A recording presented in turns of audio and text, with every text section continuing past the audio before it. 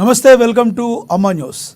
ఇక తెలుగు రాష్ట్రాల్లో రెండిట్లో కూడా ఎన్నికలకు కౌంట్డౌన్ షురూ అయిందని చెప్పాలి. ఎన్నికలకు సంబంధించి ఎన్నికల హీట్ కూడా చాలా విపరీతంగా పెరిగిపోయిందని చెప్పాలి.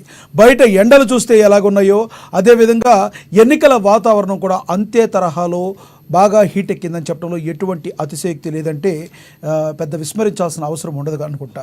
ఇక రెండు తెలుగు రాష్ట్రాల్లో తెలంగాణలో ఒకరి మీద ఒకరు మాటల తోటాలు పెరుగుతున్న వేళ రేవంత్ రెడ్డి అయితేనేంటి, అదేవిధంగా బీజేపీ పార్టీకి, కాంగ్రెస్కి బీజేపీకి మధ్య మాటల తోటాలు పెరుగుతున్నాయి. మరోవైపు అక్కడ ఆంధ్రప్రదేశ్లో కూటమి అదేవిధంగా వైసీపీకి మధ్య పెద్ద యుద్ధ వాతావరణం నెలకొందటంలో ఎటువంటి అతిశయోక్తి లేదు. మరి ఈ ఎన్నికల వాతావరణం జిల్లాల వారీగా ఏ విధంగా ఉంది, అక్కడ సంస్థాగతంగా ఎలా ఉంది, రానున్న ఎన్నికల్లో ఏ పార్టీకి గెలుపు అవకాశాలు ఉన్నది అనే దాని మీద ఈరోజును కొనసాగిద్దాం డ్రైవ్ని. ముందుగా మనతో ఖమ్మం జిల్లా నుంచి ఉపేందర్ ఉన్నారు, ఆయనతో మాట్లాడదాం. Upender, good afternoon. చెప్పండి ఉపేందర్, అక్కడ పరిస్థితులు ఎలా ఉన్నాయి? ఖమ్మం జిల్లా వ్యాప్తంగా ఏ పార్టీకి అనుకూల పవనాలు వీస్తున్నాయి? లక్ష్మీనారాయణ, ఖమ్మం జిల్లాలో ఎండాకాలాన్ని మించి అన్ని రాజకీయ పార్టీలు ప్రచార హోరు కొనసాగిస్తా ఉన్నాయి. ఒకరిపై ఒకరు విమర్శలు చేసుకుంటూనే తనకు ఏం చేయబోతా ఉందో, ఎలా చేయబోతా ఉందో అనే అంశాల గురించి జిల్లా వ్యాప్తంగా కూడా అన్ని చోట్ల కూడా కార్యకర్తలు, అటు ముఖ్యమైన నేతలందరూ కూడా, స్టార్ క్యాంపెయినర్స్ అందరూ కూడా జిల్లా వ్యాప్తంగా విస్తృతంగా పర్యటిస్తా ఉన్నారు. ప్రధానంగా ఖమ్మం జిల్లాలో మొదటి నుంచి కూడా కాంగ్రెస్ కి అనుకూలమైనటువంటి పవనాలు వీస్తున్నటువంటి నేపథ్యంలో ఖమ్మం జిల్లాలో కీలకమైనటువంటి నేతలు, 3 మంత్రులు ఉండడంతో కూడా ప్రచార జోరు 7 నియోజకవర్గాలుగా దాదాపుగా అద్భుతంగా కొనసాగుతుందని కూడా చెప్పుకోవచ్చు. అదే నేపథ్యంలో మరో కీలకమైనటువంటి ప్రతిపక్ష పార్టీగా ఉన్నటువంటి బీఆర్ఎస్ పార్టీ కూడా ఖమ్మం జిల్లాలో కూడా విస్తృతంగా ప్రచారం నిర్వహిస్తా ఉంది. గతంలో మాజీ సీఎం కేసీఆర్ ఖమ్మం జిల్లా పర్యటన అనంతరం కూడా పూర్తి స్థాయిలో వాతావరణం అనేది కూడా బీఆర్ఎస్ కి అనుకూలంగా తీసుకొచ్చే ప్రయత్నం చేస్తా ఉన్నారు. మరోవైపున ఖమ్మం జిల్లాలో ఇప్పటివరకు పార్టీ లేదు అని చెప్పేసి అనుకున్నటువంటి బీజేపీ పార్టీ కూడా తన యొక్క సత్తా చాటేందుకు కోసం కూడా, గెలుపు దిశగా అడుగులేయడం కోసం కూడా వ్యూహాత్మకంగా చాప కింద నీరుల అందరినీ కూడా, అన్ని వర్గాలను కలుస్తూ కూడా ఇంటింటికి ప్రచారం నిర్వహించే ప్రయత్నం కూడా ఖమ్మం జిల్లాలో బీజేపీ వైపు చేస్తా ఉన్నారు. మొత్తానికి 3 పార్టీల యొక్క త్రిముఖ పోటీ అనేది ఖమ్మం జిల్లాలో కనబడతా ఉన్నటువంటి నేపథ్యం కూడా కనబడతా ఉంది. అంటే ఖమ్మం జిల్లాకు సంబంధించి ఇదివరకు కాంగ్రెస్ ప్రధానంగా కమ్యూనిస్టులు కంచుకోటగా ఉన్నటువంటి నేపథ్యంలో ప్రస్తుతం దానికి భిన్నమైనటువంటి పద్ధతిలో కూడా అటు బీజేపీ కూడా అనూహ్యంగా ఖమ్మం జిల్లాలో కూడా పుంజుకునే విధంగా కూడా ప్రచారం కొనసాగిస్తుందని కూడా స్పష్టంగా చెప్పుకోవచ్చు. ప్రస్తుతం కాంగ్రెస్ కి సంబంధించి ఖమ్మం జిల్లాలో ఉన్నటువంటి 7 నియోజకవర్గాలలో వివిధ రకాల ముఖ్యమైనటువంటి నేతలందరూ కూడా పర్యటనలో భాగంగా రేపు అంటే రఘురామరెడ్డి ఎవరైతే ఉన్నారో కాంగ్రెస్ తరఫున పోటీ చేస్తున్న రఘురామరెడ్డికి సంబంధించినటువంటి వియంకుడుగా ఉన్నటువంటి విక్టర్ వెంకటేష్ రేపు ఖమ్మం నగరంలో ఉన్నటువంటి రోడ్ షో నిర్వహించాలని చెప్పేసి కూడా ఇప్పటికే ఆ రకమైన ప్రయత్నం చేస్తూ ఖమ్మం నగరానికి సంబంధించినటువంటి ఇప్పుడు కాంగ్రెస్ ఆ ఏర్పాట్లో నిమగ్నమైంది. మరోవైపున బీజేపీకి సంబంధించినటువంటి మరో ముఖ్యమైనటువంటి నేత, ఉత్తరప్రదేశ్ ముఖ్యమంత్రిగా కొనసాగుతున్నటువంటి యోగి ఆదిత్యనాథ్ కూడా ఖమ్మం జిల్లా పర్యటన చేపించాలనేటువంటిది కూడా ఆ రకంగా చేస్తా ఉన్నారు. జేపీ నడ్డా సభ కొత్తగూడెంలో బహిరంగ సభ కంప్లీట్ అయిపోయిన తర్వాత, మరోవైపున కాంగ్రెస్ కూడా కొత్తగూడెంలో బహిరంగ సభ కంప్లీట్ అయిపోయిన తర్వాత కూడా మొత్తం ఖమ్మం జిల్లా వ్యాప్తంగా కూడా అన్ని రాజకీయ పార్టీలు కూడా వాడి వేడిగా ప్రచారాన్ని కూడా కొనసాగిస్తున్నాయని కూడా చెప్పుకోవచ్చు. ఇదే నేపథ్యంలో ఖమ్మంకి సంబంధించినటువంటి మరో బీఆర్ఎస్ పార్టీకి సంబంధించి కూడా ఇప్పటికే కేసీఆర్ పర్యటన అనంతరం కూడా కొంత కేటీఆర్ ని ఖమ్మం జిల్లా పర్యటన తీసుకొచ్చేందుకోసం కూడా ఏర్పాట్లు చేస్తున్నారని కూడా చెప్పుకోవచ్చు. అంటే మొత్తంగా ఖమ్మం జిల్లాలో దాదాపు 16,35,000 మంది ఓటర్లు ఈ ఓటు భవితవ్యాన్ని, ఎంపీ అభ్యర్థి భవితవ్యాన్ని తేల్చాలని చెప్పేసి కూడా ప్రయత్నం చేస్తున్న నేపథ్యంలో ఖమ్మం జిల్లా రిటర్నింగ్ ఆఫీసర్ గా ఉన్న జిల్లా కలెక్టర్ విపి గౌతమ్ కూడా అన్ని చోట్ల కూడా ఏర్పాటు దాదాపు 7 నియోజకవర్గాల్లో 1846 ఈ పోలింగ్ కేంద్రాల్లో కూడా అన్ని రకాల ఏర్పాట్లు కూడా ఇప్పటికే పూర్తి చేస్తారు. అవసరమైనటువంటి ఈవీఎంలు, ఈవీవీప్యాలని అదే నేపథ్యంలో అక్కడ సౌకర్యం ఏర్పాటు చేయడం కోసం కూడా ఎక్కడ హాజరైనటువంటి రిటర్నింగ్ ఆఫీసర్స్ కి ఎటువంటి అసౌకర్యం జరగకోకుండా ఉండే విధంగా కూడా ఖమ్మం జిల్లాలో విస్తృతంగా పర్యటన ఆ రకం ఏర్పాట్లు చేస్తున్నట్టుగా స్పష్టం చెప్పుకోవచ్చు. మరోవైపున ఏర్పాట్లకు వైపున అధికారులు నిమగ్నమైన ప్రాంతం కొనసాగుతా ఉంటే, మరోవైపున ఓటర్లందరూ కూడా కలుస్తూ కూడా ఓటు అభ్యర్థించే ప్రయత్నం కూడా ఖమ్మం జిల్లాలో ఉన్నటువంటి అన్ని రాజకీయ పక్షాలు, ప్రధానమైన పార్టీలన్నీ కూడా కొనసాగుతా ఉన్నాయి. ఇవన్నీ కూడా రానున్నటువంటి కొద్ది రోజులు అంటే 11వ తారీఖు సాయంత్రం 5 గంటల వరకు కూడా ప్రచారం పూర్తిగా ముగిసేటువంటి సందర్భంలోపే ఓటర్లందరూ కూడా కలుస్తూ ఈ రోజు ఖమ్మం జిల్లాకు సంబంధించి కూడా మధుర నియోజకవర్గంలో భట్టి విక్రమార్క పర్యటన చేస్తా ఉన్నారు. డిప్యూటీ సీఎం గా కొనసాగుతూ అక్కడ సిపిఎం, సిపిఐ, మరోవైపు ఉన్నటువంటి ప్రధానమైనటువంటి కాంగ్రెస్ పార్టీ 3 బలమైన పార్టీలు ఒక పక్క పోటీలో అక్కడ ప్రచారం కొనసాగిస్తుండగా, మరోవైపు ఉన్నటువంటి బీఆర్ఎస్ తరపునటువంటి ముఖ్యమైనటువంటి వద్దిరాజు రవిచంద్ర, ఎమ్మెల్సీ తాత మధు, మాజీ మంత్రి పువ్వాడ అజయ్ కుమార్ వీళ్ళందరూ కూడా విస్తృతంగా కూడా మరోవైపున ప్రచారం చేస్తా ఉన్నారు. నామనాగేశ్వరకు సంబంధించి కూడా ప్రచారంలో కూడా దూసుకెళ్లే ప్రయత్నం చేస్తా ఉన్నారు. మరోవైపు పాలవంచలో బీజేపీ తరఫున పోటీ చేస్తున్నటువంటి వినోదరావు కూడా పాలవంచ పర్యటనలో ఈ రోజు చేస్తా ఉన్నారు. ఎండను సైతం లెక్క చేయకోకుండా ఇక్కడ భారీ ఎత్తున ప్రచారం నిర్వహిస్తున్న నేపథ్యంలో కూడా సొంత గ్రామం కావడంతో, సొంత ఊరు కావడంతో ప్రజలు అనూహ్యమైనటువంటి స్పందన లభించింది అనేటువంటిది కూడా మనం స్పష్టంగా చెప్పుకోవచ్చు లక్ష్మీనాథ్. అయితే ఉపేందర్, ఎండలు చూస్తే విపరీతంగా మండిపోతూ ఉన్నాయి. మరి ఏ రకంగా చూసుకున్నా కూడా పోలింగ్ కూడా శాతం కూడా పెరిగే అవకాశం ఏమైనా కనబడుతుంది? ఎందుకంటే ఖమ్మం జిల్లా వ్యాప్తంగా చైతన్యవంతమైన ఓటర్లు ఎక్కువగా ఉన్న జిల్లా ఖమ్మం జిల్లా అంటంలో ఎటువంటి సందేహం లేదు. ఎందుకంటే ఎడ్యుకేటెడ్ పీపుల్ కూడా ఖమ్మం జిల్లా వ్యాప్తంగా ఎక్కువగా ఉన్నట్టుగా మనకు తెలుస్తుంది. మరి ఈ ఖమ్మం జిల్లా వ్యాప్తంగా పోలింగ్ సరళిగా పెరిగితే ఏ పార్టీకి అనుకూలంగా ఉండే అవకాశం ఉంది? పోలింగ్ సరళి పెరిగే అవకాశం ఏమైనా కనబడుతుందా? ఎస్ లక్ష్మీనాథ్, ఖమ్మం జిల్లానికి సంబంధించి కూడా ఎండలు తీవ్రమైనటువంటి ప్రభావం చూపుతా ఉన్నాయి. జిల్లా వ్యాప్తంగా కూడా ప్రజలు బయటికి రావడానికి కూడా భయభ్రాంతులు గురవుతా ఉన్నారు. మరోవైపున ప్రచారంలో కూడా ప్రజలు అనేటువంటి వ్యక్తులు ప్రచారంలో కూడా ప్రజలకు సంబంధించి తీవ్ర పూర్తి స్థాయిలో ఆ రకమైనటువంటి ప్రజలు కూడా ఇన్వాల్వ్ అయ్యే సంఖ్య కూడా క్రమక్రమంగా తగ్గిపోతా ఉంది. అయితే ఖమ్మం జిల్లాకు సంబంధించినటువంటి మొత్తంగా అటు బీజేపీ, బీఆర్ఎస్, కాంగ్రెస్ ఈ మూడు పార్టీలకు సంబంధించి కూడా జోరుగా ప్రచారాన్ని కొనసాగిస్తున్న నేపథ్యం కూడా ఖమ్మం జిల్లాలో కనబడతా ఉంది. ప్రధానంగా ఖమ్మం జిల్లాలో 10కి 10 స్థానాలు ఖమ్మం జిల్లాలో కాంగ్రెస్ వశపరుచుకున్నటువంటి నేపథ్యంలో ఖమ్మం జిల్లాలో 7 నియోజకవర్గాల్లో కూడా అన్ని చోట్ల, కొత్తగూడెం మినహా అన్ని చోట్ల కూడా కాంగ్రెస్ ఎమ్మెల్యేలు కొనసాగిస్తున్నారు. ఒక్కొక్క నియోజకవర్గానికి మినిమం 30,000 నుంచి 60,000 మెజార్టీ వస్తుందని చెప్పేసి భావిస్తా ఉన్నట్టు నేపథ్యం కనబడుతుంది. అంటే ఈ లెక్క ప్రకారం చూసుకుంటే ఖమ్మం జిల్లాలో కాంగ్రెస్ కనుక గెలిస్తే దాదాపు 2.5 లక్షల ఓట్ల పైగా మెజార్టీతో గెలుస్తుంది అనేటువంటిది కూడా రాజకీయ విశ్లేషకులు అంచనా వేస్తా ఉన్నారు. ఎలాగైనా సరే స్వల్ప మెజార్టీతో అయినా గెలవాలని చెప్పేస్తేనే మరోవైపునటువంటి అటు బీఆర్ఎస్, బీజేపీ నేతలు కూడా ఆ రకంగా కృషి చేస్తామని ఇప్పటికే రాష్ట్ర స్థాయిలో ఉన్నటువంటి నేతలు, జాతీయ స్థాయిలో నేతలందరూ కూడా ఇంటర్నల్ గా ఏదైతే ప్లానింగ్ చేసి పక్క ప్రణాళికతో కూడా కింది స్థాయి వర్గాల వారీగా సమావేశాలు ఏర్పాటు చేసి బీజేపీకి సంబంధించినటువంటి నేతలందరూ కూడా ఖమ్మం సంబంధించినటువంటి దాంట్లో ఆ రకమైన ఓట్లు రాబట్టేందుకు కోసం కూడా విశ్వ ప్రయత్నం చేస్తా ఉన్నారు. అంటే కొంత ఖమ్మం జిల్లాకు సంబంధించి బీఆర్ఎస్ లో వస్తున్నటువంటి కొన్ని పొరపాటు ధోరణులు ప్రస్తుతం అది బీజేపీ మలుచుకునే దిశగా అడుగులు వేస్తా ఉంది. బీజేపీ వర్సెస్ కాంగ్రెస్ అనేటువంటి కూడా కొంత చర్చ కొనసాగుతున్నటువంటి నేపథ్యం కూడా ఖమ్మం జిల్లాలో కనబడతా ఉంది. ఏదేమైనా సరే ఖమ్మం జిల్లాలో నడుస్తున్నటువంటి ప్రచార క్యాంపెయిన్ ఓట్ల సరళి ఇవన్నీ కనుక పరిశీలిస్తే జిల్లా కలెక్టర్ కూడా ఇప్పటికే ఇంటింటికి తిరుగుతూ కూడా ఇప్పటికే 80 ఏళ్లు పైబడిన వృద్ధుల దగ్గర నుంచి, వికలాంగుల దగ్గర నుంచి కూడా ఓట్లని తీసుకునే ప్రయత్నం కూడా కొంత చేస్తా ఉన్నారు. ఎలక్షన్ కమిషన్ ఇచ్చిన ఆదేశాలు కూడా ఫాలో అవుతున్న నేపథ్యం కనబడుతుంది. అయితే ఎండల తీవ్రత ఉండడం, అందులో పార్లమెంట్ స్థాయి ఎన్నికలు కావడం తోటి ప్రజల్లో అంత రిసీవింగ్ ధోరణి అనేది కొంత తక్కువ కనబడతా ఉంది. అంత వాతావరణం కూడా కొంత అననుకూలమైనటువంటి వాతావరణం కూడా ఉండడం తోటి ప్రజలు కూడా కేవలం ఓట్లకు మాత్రమే పరిమితం అవుతారా, లేదు ఓట్లు కూడా వేయకుండా ఇంటికే పరిమితం అవుతారా అనేది కూడా కొంత కనబడతా ఉంది. ఎండల తీవ్ర స్థాయిలో ఉన్నటువంటి ఫలితంగా ఉదయం 7 గంటల నుంచి సాయంత్రం 6 గంటల వరకు ఎలక్షన్ టైమింగ్స్, పోలింగ్ టైమింగ్స్ పెంచినప్పటికీ ఎండల తీవ్రతను దృష్టిలో పెట్టుకుని ప్రజలందరూ కూడా కొంత ఓటుకి దూరంగా ఉండే అవకాశం ఉందనేటువంటిది కూడా మరోవైపున ఆ ప్రచారం జరుగుతుంది. కానీ జిల్లా కలెక్టర్, రిటర్నింగ్ ఆఫీసర్స్ తో అంటే ప్రధానమైనటువంటి అధికారులందరూ కూడా ప్రజలందరినీ కూడా ఎక్కువ మందిని ఓటర్లుగా అంటే ఓటర్ నమోదు చేసుకునే విధంగా కూడా తయారు చేస్తున్నారు. ఓటర్లని ఖచ్చితంగా ఓట్ల భాగస్వామ్యం కావాలి, ప్రజాస్వామ్యాన్ని ఉపయోగించుకోవాలి, పార్లమెంట్ ఎన్నికల్లో మీ యొక్క ఓటుని సక్రమంగా ఉపయోగించుకోవాలని చెప్పేసి కూడా మరోవైపున కొద్దిమంది కూడా ఓటేస్తేనే ఫ్రీ వైద్యం అనేటువంటి అవగాహన కొంత కార్యక్రమాలు చేపడతా ఉన్నారు.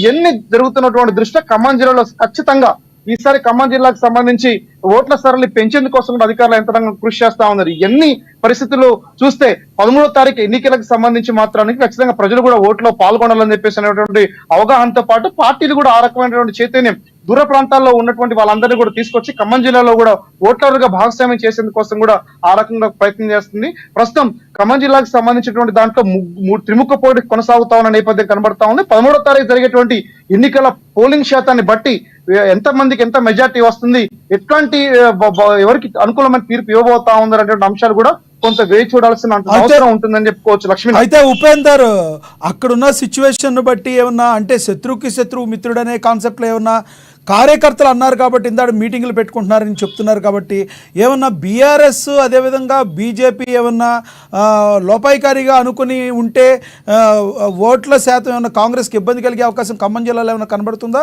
అలా కాకుండా ఏ పార్టీకి ఆ పార్టీ వాళ్ళు వేస్తే మాత్రం కాంగ్రెస్కి భారీ మెజారిటీ రావడం ఖాయంగా కనబడుతుంది. మరి ఆ రకంగా బీజేపీ, బీఆర్ఎస్ ఏమైనా కలిసి వర్క్ చేసే అవకాశం కనబడుతుందా?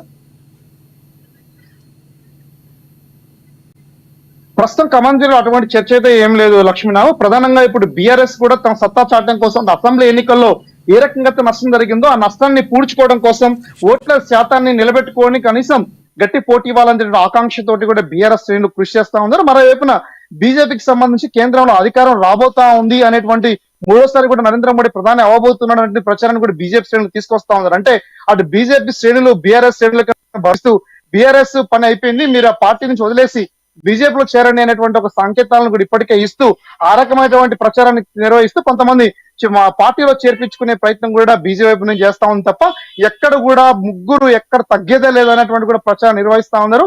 ముగ్గురు కూడా బలమైనటువంటి మొన్నటి వరకు కూడా బీజేపీ లేదనుకున్న ఖమ్మం జిల్లాలో కూడా బీజేపీని మరింత పటిషన్ చేసేందుకోసం కూడా అన్ని వర్గాలు అంటే ప్రధానమైనటువంటి బీజేపీ అనుకూలమైనటువంటి ఇంటర్నల్ సంఘాలన్నీ కూడా కృషి చేస్తా ఉన్నాయి. ఇదే గనక ఖమ్మం జిల్లాలో జరిగితే అటు బీజేపీ ఓట్లు బీజేపీకి, మరోవైపు ఉన్నటువంటి కాంగ్రెస్ ఓట్లు కాంగ్రెస్ కి, మరోవైపు ఉన్నటువంటి బీఆర్ఎస్ ఓట్లు బీఆర్ఎస్ చేరేటువంటి అవకాశం ఉంది. కీలకంగా ఓట్లు డిసైడింగ్ ఫ్యాక్టర్ ని మెజార్టీని పెంచేటువంటి దమ్మున్నటువంటి ఓట్లు ఖమ్మం జిల్లాలో ప్రధానమైనటువంటి కమ్యూనిస్టులు సిపిఎం సిపిఐ కూడా కాంగ్రెస్ సపోర్ట్ చేయడం, టీడీపీకి సంబంధించి ప్రస్తుతం జాతీయ స్థాయిలో అటు బీజేపీతో అనుకూలంగా జనసేన కూడా బీజేపీ అనుకూలంగా ఉన్న నేపథ్యం ప్రస్తుతం బీఆర్ఎస్ అభ్యర్థి కూడా బీజేపీని ఓట్లు అభ్యర్థించే ప్రయత్నం నామనాగేశ్వరరావు మాకు టీడీపీ నుంచి కూడా ఓట్లు మాకు ఇవ్వాలని చెప్పేసి రిక్వెస్ట్ చేయడం, మరోవైపు ఉన్నటువంటి కమ్యూనిస్టులు కూడా ఓట్లు కాంగ్రెస్ కి మార్చుకోవడం, ఇట్లా ఎవరికి వాళ్ళు కూడా ఓట్లు రాబట్టుకునే దిశగా ఉషాత్తంగా అడుగులేస్తా ఉన్న నేపథ్యం కనబడుతోంది. ఈ ఖమ్మం జిల్లాకు సంబంధించి చైతన్య కిల్లగా ఉన్నటువంటి ఖమ్మం జిల్లాకు సంబంధించి ప్రస్తుతం ఈ ఓట్ల శాతం ఎవరికి ఓట్లు వేయాలి అనేటువంటి కూడా వ్యక్తుల యొక్క ప్రవర్తనకు డిసైడ్ చేస్తారు. అయితే ఖమ్మం జిల్లాలో కాంగ్రెస్ బలమైనటువంటి పునాదులు కలిగి ఉన్నటువంటి నేపథ్యంలో కమ్యూనిస్టు కూడా జతకలడంతో కొంత కాంగ్రెస్ అనుకూలమైన పవనాలు వీస్తా ఉన్నాయి. బీఆర్ఎస్ కూడా తగ్గేది లేదంటే బీజేపీ కూడా నేను నా సత్తా చూపుతాను అని చెప్పేసి కూడా బీజేపీ అభ్యర్థి తాండ్ర వినోదరావు కూడా తన యొక్క శక్తిని ఉపయోగించుకుని జిల్లా వ్యాప్తంగా ప్రచారం చేస్తున్న నేపథ్యం కనబడుతోంది. ఓవరాల్ గా చూసుకున్నప్పుడు ఖమ్మం జిల్లాలో మాత్రానికి ఖచ్చితంగా త్రిముఖ పోటీ ఉంటుంది. కొంత కాంగ్రెస్ కి మాత్రం అనుకూలంగా ఓట్లు పెరిగేటువంటి అవకాశం కనబడతా ఉందని కూడా స్పష్టంగా చెప్పుకోవచ్చు లక్ష్మీనాథ్. అదేవిధంగా మనం చూసుకుంటే నెక్స్ట్ భద్రాద్రి నుంచి చూద్దాం. భద్రాద్రిలో పరిస్థితి ఏ విధంగా ఒకప్పుడు భద్రాద్రిలో అందరూ కూడా బీఆర్ఎస్కి పట్టం కట్టిన పరిస్థితి, కానీ కాలక్రమేణా భద్రాద్రిలో కూడా మార్పు వస్తున్నట్లుగా కూడా మనకు తెలుస్తుంది. భద్రాద్రిలో బీఆర్ఎస్ యొక్క హవా కూడా తగ్గినట్టుగా మనకి అంతకుముందు అందిన సమాచారం. బట్ ఇప్పుడు మనకి అదే విషయానికి భద్రాద్రికి సంబంధించి మా ప్రతినిధి శ్రీనివాస్ మరింత సమాచారాన్ని అందిస్తారు. శ్రీనివాస్ చెప్పండి, భద్రాద్రిలో పరిస్థితి ఏ విధంగా ఉంది, ఏ పార్టీకి ఎడ్జ్ ఉండే అవకాశం ఉంది, పోలింగ్ సరళి ఎంత ఉండే అవకాశం ఉంది? Thank you Lakshminath. భద్రాద్రి కొత్తగూడెం జిల్లాలో ఉన్నటువంటి 5 అసెంబ్లీ నియోజకవర్గాలు ఏవైతే ఉన్నాయో, అశ్వరావుపేట, కొత్తగూడెం నియోజకవర్గం వచ్చేసి ఖమ్మం పార్లమెంటు సెగ్మెంట్ లో కలిసినటువంటి నేపథ్యం ఉంది. అదే విధంగా పినపాక, ఇల్లందు, భద్రాచలం 3 అసెంబ్లీ నియోజకవర్గాలు వచ్చేసి ఈ యొక్క మహబాద్ పార్లమెంటు నియోజకవర్గంలో కలిసినటువంటి నేపథ్యంలో ఈ యొక్క రెండు పార్లమెంటు నియోజకవర్గాలకు భాగస్వామ్యం వహిస్తున్నటువంటి ఈ యొక్క కొత్తగూడెం జిల్లాలో ఉన్నటువంటి ఈ యొక్క ఓటర్లు ఎవరైతే ఉన్నారో, ప్రధానంగా చూసుకున్నట్లయితే ఇక్కడ ఖమ్మం పార్లమెంట్ నుంచి పోటీలో ఉన్నటువంటి బీఆర్ఎస్ అభ్యర్థి నామా నాగేశ్వరరావు కావచ్చు, బీజేపీ అభ్యర్థి తాండ్ర వినోదరావు కావచ్చు, అలాగే ఈ యొక్క కాంగ్రెస్ అభ్యర్థి రఘురామరెడ్డి గారు కావచ్చు, ఇలా ముగ్గురు అభ్యర్థులు కూడా ఈ యొక్క మండు వేసవిలో తమ దైన పద్ధతిలో అంటే వేసవిని తట్టుకొని ఈ యొక్క ఓటర్లను అభ్యర్థించేందుకు తమ యొక్క పర్యటనలను జరుపుతున్నటువంటి నేపథ్యంలో ఓటర్లు ఈ యొక్క అభ్యర్థులకు ఏ అభ్యర్థికి ఓటు ఆ యొక్క తన యొక్క ఓటును వినియోగించనున్నారు అనేది ఎక్కువగా చూసుకున్నట్లయితే ఇక్కడ భద్రాద్రి కొత్తగూడెం జిల్లాలో కమ్యూనిస్టులు కూడా ఎక్కువగా ఉన్నటువంటి నేపథ్యం ఉంది. అలాగే బీఆర్ఎస్ అనేది ఈ యొక్క ఇప్పుడు కనుమరుగవుతున్నటువంటి నేపథ్యంలో ఇక్కడ ఉన్నటువంటి ప్రధానమైనటువంటి పార్టీలు మూడిట్లో ఒకటి కాంగ్రెస్ ప్రథమ స్థానంలో నిలుస్తుందని కూడా ఓటర్ల అభిప్రాయం నుంచి తెలుస్తుంది. అలాగే ద్వితీయ స్థానంలో బీజేపీ అభ్యర్థి తాండ్ర వినోదరావు ఉంటారని చెప్పేసి కూడా ఓటర్ల యొక్క నాడి నుంచి తెలుసుకున్నటువంటి నేపథ్యం ఉంది. అలాగే థర్డ్ ప్లేస్ లో అంటే 3వ స్థానంలో ఉన్నటువంటి బీఆర్ఎస్ అభ్యర్థి నామా నాగేశ్వరరావు, అంటే నామా నాగేశ్వరరావు మీద ఉన్నటువంటి పార్టీ మీద వ్యతిరేకత కావచ్చు, అంటే గతంలో 10 సంవత్సరాలు పరిపాలించినటువంటి బీఆర్ఎస్ పార్టీ ఏదైతే ఉందో ఆ యొక్క బీఆర్ఎస్ పార్టీ అధికారంలో అంటే పూర్తిగా ఏజెన్సీలో ఉన్నటువంటి ఈ యొక్క భద్రాద్రి కొత్తగూడెం జిల్లాలో ఉన్నటువంటి గతంలో రాజశేఖర్ రెడ్డి ముఖ్యమంత్రిగా ఉన్నప్పుడు కాంగ్రెస్ ప్రభుత్వంలో ఉన్నప్పుడు పేదలకు ఇచ్చినటువంటి పోడు భూములు పట్టాలు ఏవైతే ఉన్నాయో ఆ యొక్క పట్టాలను సైతం పనికిరావని చెప్పేసి ఈ యొక్క పోడు భూములు గిరిజనులకు ఇచ్చినటువంటి పోడు భూములకు ఫారెస్ట్ అధికారులతోటి ఆ యొక్క సాగుకుంటున్నటువంటి పోడు భూములకు ట్రంచులు కొట్టించినటువంటి నేపథ్యంలో ఈ యొక్క ప్రాంతంలో పూర్తిగా బీఆర్ఎస్ పార్టీకి ఓటర్లు అంటే గిరిజనులు ఏజెన్సీలో ఉన్నటువంటి గిరిజనులు పూర్తిగా వ్యతిరేకతతో ఉన్నటువంటి నేపథ్యం ఉంది. అంతేకాకుండా గతంలో 2 దఫాలుగా పార్లమెంట్ అభ్యర్థిగా ఉన్నటువంటి నామా నాగేశ్వరరావు ఈ ప్రాంతం అభివృద్ధికి ఎక్కడా కూడా ఒక పునాది రాయి వేసినటువంటి సందర్భాలు లేవని చెప్పేసి కూడా ఈ జిల్లా ప్రజల నుంచి వినిపిస్తున్నటువంటి నేపథ్యంలో బీఆర్ఎస్ పార్టీ అందుకనే థర్డ్ ప్లేస్ కి వెళ్ళిపోతుందని చెప్పేసి కూడా ప్రజల నుంచి వస్తున్నటువంటి ఈ యొక్క అభిప్రాయం తెలుస్తోంది లక్ష్మణ్. అలాగే ఈ యొక్క కాంగ్రెస్ ప్రభుత్వానికి ఇప్పుడున్నటువంటి కమ్యూనిస్టులు సిపిఎం కావచ్చు, సిపిఐ కావచ్చు, అలాగే జనసమితి, అలాగే ఇంకా పార్టీలు, ఇంకా పలు పార్టీలు కాంగ్రెస్ పార్టీకి సపోర్ట్ చేస్తున్నటువంటి నేపథ్యంలో ఈ యొక్క కాంగ్రెస్ పార్టీ ఇప్పుడు అధికారంలో ఉంది. కాంగ్రెస్ పార్టీ అధికారంలోకి వచ్చేటప్పుడు అసెంబ్లీ ఎన్నికల ముందు ఇచ్చినటువంటి హామీలు ఏవైతే ఉన్నాయో పూర్తి స్థాయిలో అమలు చేస్తున్నటువంటి నేపథ్యంలో కాంగ్రెస్ పార్టీనే ప్రజలు ఎక్కువగా ఆకర్షిస్తున్నట్టు అని కూడా చెప్పుకోవచ్చు. ఈ యొక్క నేపథ్యంలో ప్రథమ స్థానంలో ఈ యొక్క కాంగ్రెస్ అభ్యర్థి రఘురామరెడ్డి నిల్చున్నారని కూడా ప్రజల నాడి నుండి మనం తెలుసుకున్నటువంటి నేపథ్యం ఉంది. అలాగే ద్వితీయ స్థానంలో బీజేపీ పార్టీ అభ్యర్థి తాండ్ర వినోద్ రావు కూడా ఈ యొక్క మండు వేసవిలోనూ లెక్క చేయకుండా వయసు కొంత పైబడినప్పటికీ కూడా తాను ఓటర్లను ఆకట్టుకునే విధంగా తన యొక్క పర్యటనలు మండు టెండలు కూడా ప్రచారాలను కొనసాగిస్తున్నటువంటి నేపథ్యం ఉంది. అలాగే స్థానికంగా నేను ఇక్కడ ములకలపల్లి మండలంలో పొగలపల్లిలో పుట్టాను, అక్కడే పెరిగాను, ఈ ప్రాంతం బిడ్డను కాబట్టి, నేను స్థానికుడిని కాబట్టి, ఈ ప్రాంతంలో ఉన్నటువంటి ప్రజా సమస్యలు తెలిసిన వాడిని కాబట్టి నన్ను గెలిపించండి, నన్ను గెలిపించినట్లయితే నన్ను పార్లమెంట్ కి పంపిస్తే ఈ ప్రాంతంలో ఉన్నటువంటి ప్రజా సమస్యలు ఏవైతే ఉన్నాయో నిరుద్యోగం కావచ్చు, అలాగే వ్యవసాయదారులకు ఉన్నటువంటి సమస్యలు కావచ్చు, అలాగే వివిధ కుటుంబాలకు మధ్యతరగతి కుటుంబాలకు లోన్లు కావచ్చు, ఇలాంటివి ప్రతి ఒక్కటి కూడా నేను ఈ ప్రాంతంలో పుట్టినవాడిని కాబట్టి నాకు ఈ యొక్క ప్రాంత ప్రజల యొక్క సమస్యలు తెలుసు కాబట్టి ఈ యొక్క ప్రాంతాన్ని అభివృద్ధి చేసేందుకు నాకు ఈ అవకాశం ఇప్పించండి.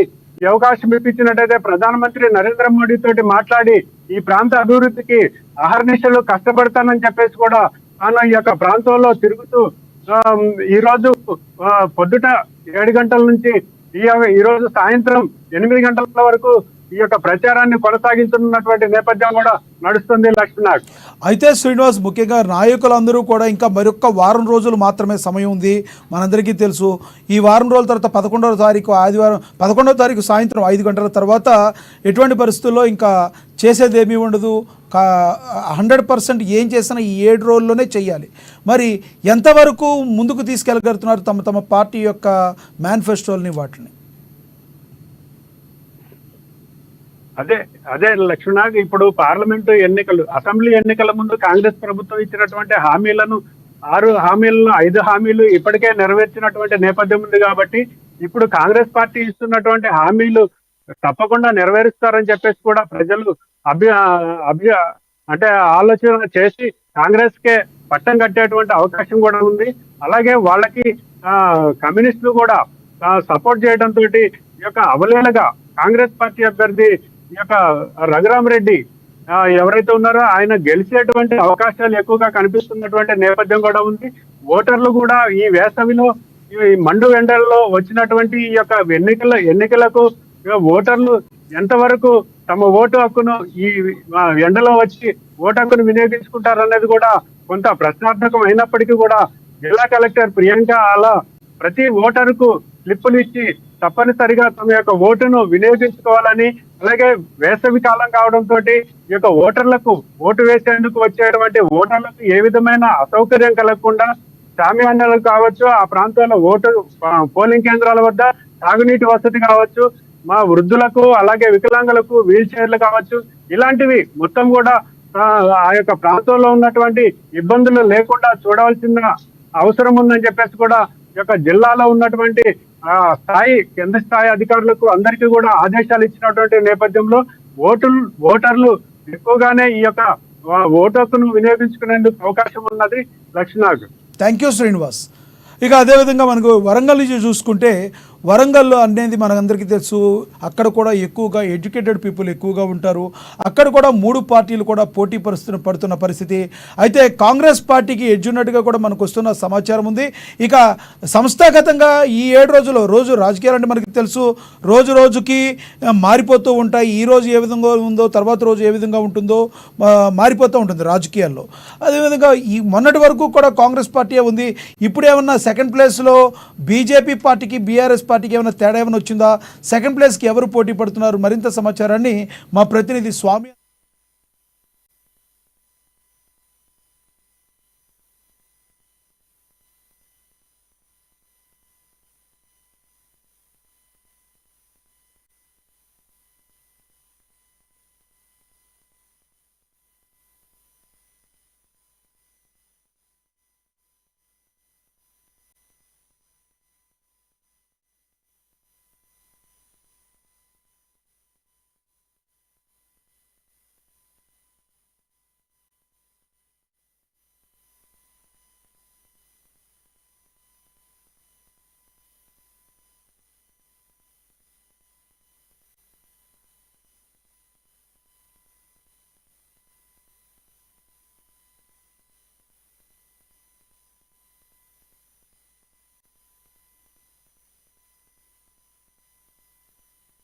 చూస్తున్నాం కదా, మండు టెండలో నాయకులు కూడా పడరాని పాట్లు పడుతున్నారు. 5 సంవత్సరాలకు వచ్చే ఎలక్షన్ల కోసం మరి నాయకులు అందరూ కూడా బాగా కష్టపడుతున్నట్టయితే మనకైతే తెలుస్తుంది.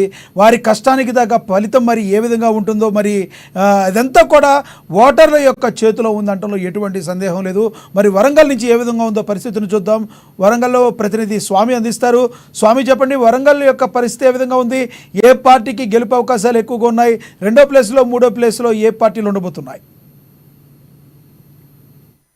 లక్ష్మీనాథ్, ఇప్పటికే ఉమ్మడి వరంగల్ జిల్లా వ్యాప్తంగా ఇప్పటికి ప్రధాన పార్టీలైన బీఆర్ఎస్, బీజేపీ, కాంగ్రెస్ పార్టీలు అయితే ప్రచారం అయితే దూకుడు పెంచారని చెప్పుకోవచ్చు. ఎందుకంటే ఇంకా 5 రోజులలో కూడా ప్రచారం అయితే ముగిసిన నేపథ్యంలోని కూడా ప్రధాన పార్టీల అభ్యర్థులు అయితే దూకుడు నేపథ్యం అయితే ఉమ్మడి వరంగల్ జిల్లాలో నెలకొందని చెప్పుకోవచ్చు. మొత్తానికి చూసుకుంటే ఉమ్మడి వరంగల్ జిల్లా వ్యాప్తంగా కూడా 2 పార్లమెంటు స్థానాలు అయితే ఉన్నాయని చెప్పుకోవచ్చు. ఒకటి మహబూబాబాద్ పార్లమెంటు, అక్కడ ఎస్టీ రిజర్వేషన్ గా ఉంది. ప్రస్తుతానికైతే అక్కడ ప్రధాన పార్టీల అభ్యర్థులు మాత్రం కాంగ్రెస్ నుంచి కోరిక బలరాం నాయక్ కావచ్చు, అటు బీఆర్ఎస్ నుంచి కూడా మాజీ ఎంపీ కవిత కావచ్చు, అదే విధంగా కూడా బీజేపీ నుంచి కూడా ఇప్పటికే సీతారాం నాయక్ కూడా బరిలో ఉన్నట్లు కూడా ప్రచారం చేసుకున్న నేపథ్యం అయితే ఉందని చెప్పి ప్రస్తుతానికైతే అక్కడ మహబూబాద్ పార్లమెంట్ లో కూడా ఇప్పటికీ కాంగ్రెస్ అభ్యర్థి అయితే కోరిక బలితే దూకుడు పెంచారని చెప్పుకోవచ్చు. ఇటు పక్క మంత్రి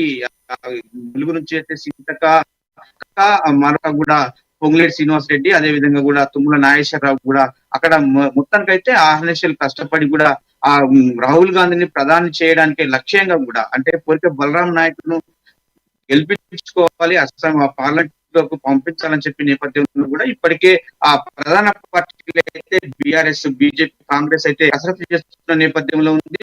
ప్రస్తుతానికి అయితే అక్కడ కాంగ్రెస్ అయితే పెంచిన నేపథ్యంలో కాంగ్రెస్ అమలులో కూడా కాంగ్రెస్ హస్తం నడుస్తున్న నేపథ్యం అయితే కనపడుతుంది. బీజేపీ అదే విధంగా కూడా 3rd ప్లేస్ బీఆర్ఎస్ ఉండొచ్చు అనే ఆ కోణంలో ప్రచారం జోరుగా జరుగుతున్న నేపథ్యం అయితే ఉంది. అదే విధంగా చూసుకుంటే ఇటు వరంగల్ పార్లమెంటు నియోజకవర్గంలో కూడా ప్రస్తుతానికి అయితే ప్రధాన పార్టీలైన కాంగ్రెస్, బీజేపీ, బీఆర్ఎస్ నుంచి కాంగ్రెస్ అయితే ఇప్పటికే కడియం కావ్య కూడా ఇక్కడ మొత్తానికైతే ఇక్కడ దూకుడు పెంచిన నేపథ్యం అయితే ఉంది. అదే విధంగా మాజీ ఎమ్మెల్యే బీజేపీ పార్లమెంట్ అభ్యర్థిగా కొనసాగుతున్నాడు. ఇప్పుడు ప్రస్తుతానికి అయితే బీఆర్ఎస్ నుంచి మాత్రము ఇప్పటికే సుధీర్ బాబు కూడా వారు ఇప్పటికే ప్రచారం చేస్తున్న నేపథ్యం అయితే ఉంది. అదే విధంగా చూసుకుంటే ఇక్కడ కొద్దిగా అంటే గ్రేటర్ వరంగల్ ను ఆనుకొని ఉన్న వరంగల్ లో కూడా కొంచెం బీజేపీ కూడా కొంచెం హవా నడుస్తున్న నేపథ్యం ఉంది. అదే విధంగా చూసుకుంటే ఇక్కడ కాంగ్రెస్ పూర్తి స్థాయిలో కూడా నియోజకవర్గంలో కూడా ఎమ్మెల్యేలు కూడా కాంగ్రెస్ కు సంబంధించిన వారు ఉండడంతో పాటు కూడా అదే విధంగా స్టేషన్ గన్పూర్ ఎమ్మెల్యే కడియం కావ్య కూడా స్టేషన్ ఆ ఎంపీ ఎమ్మెల్యే ఆ కడియం శ్రీహర బీఆర్ఎస్ నుంచి కాంగ్రెస్ కు రావడంతో కూడా కొంచెం పుంజుకున్న అవకాశాలు అయితే కనపడుతుందని చెప్పొచ్చు. హోరాహోరీగా కూడా ఇప్పుడు ప్రస్తుతానికి అయితే కాంగ్రెస్ మొదటి స్థానంలో ఉంటుంది. సెకండ్ లీడ్ లో మాత్రము బీజేపీ ఉంటుందని చెప్పుకోవచ్చు. థర్డ్ లీడ్ లో కూడా బీఆర్ఎస్ ఉంటున్న నేపథ్యం అయితే కనపడుతుందని చెప్పొచ్చు. అదే విధంగా చూసుకుంటే ఇక్కడ రెండు పార్లమెంట్ స్థానాల్లో కూడా హస్తం గుర్తు ఉమ్మడి వరంగల్ జిల్లాలో ఉంటుందని చెప్తున్న నేపథ్యం అయితే నియోజకవర్గం కూడా ఒక హస్తం నడుస్తున్న నేపథ్యం అయితే ఉందని చెప్పుకోవచ్చు. ప్రస్తుతానికైతే రేపు రేవంత్ రెడ్డి తొలి రెడ్డి అయితే ఇక్కడ ముఖ్య నేతలు అయితే రానున్న నేపథ్యం అయితే ఉంది. కారణం మీటింగ్ లో కూడా గెలిపే లక్ష్యంగా అంటే ఉమ్మడి వరంగల్ జిల్లాకు సంబంధించిన క్యాండిడేట్లను కావచ్చు, అభ్యర్థులను గెలిపించుకొని కూడా ఆ పార్లమెంట్ పంపించాలి. అదే విధంగా రాహుల్ గాంధీని ప్రధానిగా చూడాలని చెప్పి కూడా సీఎం రేవంత్ రెడ్డి కసరత్తు చేస్తున్న నేపథ్యం అయితే ఉందని చెప్పుకోవచ్చు. ఇప్పటికీ తెలంగాణ రాష్ట్ర వ్యాప్తంగా చూసుకుంటే ఉమ్మడి వరంగల్ జిల్లాలో గ్రేటర్ హైదరాబాద్ తర్వాత వరంగల్ జిల్లాలో కూడా ఎక్కువ మాత్రము సీఎం రేవంత్ రెడ్డి నేపథ్యం అయితే ఉంది. ఎందుకంటే ఆ అభ్యర్థులను కూడా సుడిగాలి పర్యటనలో భాగంగా కూడా రేపు రేవంత్ రెడ్డి కూడా రానున్న నేపథ్యం అయితే ఉంది. ప్రస్తుతానికైతే కాంగ్రెస్ అభ్యర్థులను అట్లీస్ట్ లో కూడా అంటే గెలిపించుకొని తీరాలని చెప్పి కూడా ఒక లక్ష్యంతో కూడా ముందుకు సాగుతున్న నేపథ్యం అయితే ఉందని చెప్పుకోవచ్చు. పండు టెండలో కూడా ఇప్పటికీ 46 డిగ్రీల సెల్సియస్ ఉన్న ఎండలు సైతం కూడా లెక్క చేయకుండా కూడా లీడర్లు అయితే మొత్తానికైతే క్యాడర్ వెట్టేసుకొని కూడా ఆ అభ్యర్థులను గెలిపే లక్ష్యంగా కూడా తిరుగుతున్న నేపథ్యం అయితే ఉంది. ప్రచారం అయితే జోరుగా మాత్రం ఎవరికి వారే ఏమన్నా కూడా ఆ ప్రధాన పార్టీలు అయితే చేస్తున్న ప్రచారం అయితే జోరు అందుతుందని చెప్పుకోవచ్చు. ఎందుకంటే ఆ కాలం దగ్గర పడటంతో కూడా అంటే ప్రచారము ఇంకా 5 days అంటే 5 days ఉండటంతో కూడా ప్రచారం అయితే ఇప్పటికీ జోరుగా సాగుతుందని చెప్పుకోవచ్చు. ప్రస్తుతానికైతే ఉమ్మడి వరంగల్ జిల్లా వ్యాప్తంగా కూడా ఆ 2 నియోజకవర్గాలలో అంటే ఇటు మహబూబాబాద్ ఇటు వరంగల్ పార్లమెంట్ లో కూడా కాంగ్రెస్ పార్టీ అయితే ఖచ్చితంగా కూడా గెలిపే అవకాశాలు అయితే ఎక్కువ ఉన్నాయని చెప్పుకోవచ్చు. లక్ష్మణ్ తో పాటు సెకండ్ ప్లేస్ లో ఉండే అవకాశం బీజేపీకే ఉందంటారా ఖచ్చితంగా?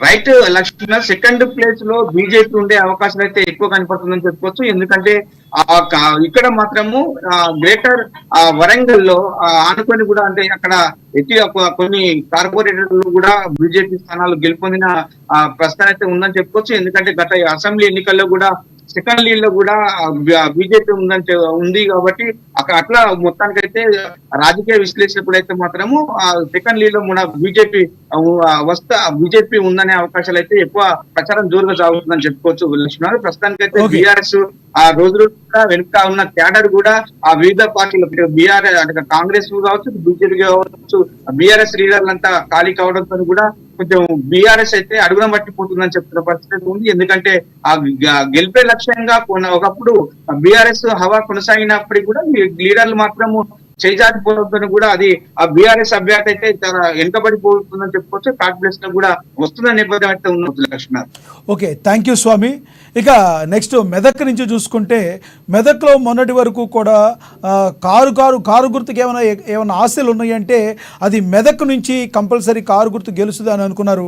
కానీ ఇప్పుడు సిచ్యువేషన్స్ చూస్తుంటే మనకున్న సమాచారం బట్టి మెదక్లో కూడా బీఆర్ఎస్ వెనుకబడినట్లుగానే మనకు తెలుస్తుంది.